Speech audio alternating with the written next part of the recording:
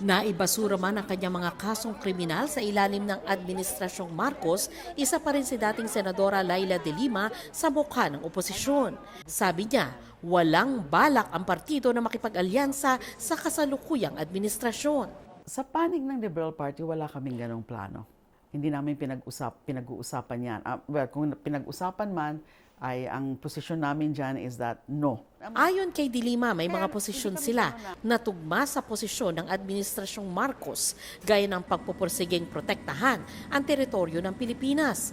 Pero patuloy daw silang sasalungat. Sa China WPS, suportado namin ang posisyon ng BBM administration, asserting all the way our sovereign rights. Maganda yung kanilang transparency strategy. Kung ano yung mga issues na nagkakatugma ang pananaw, why not?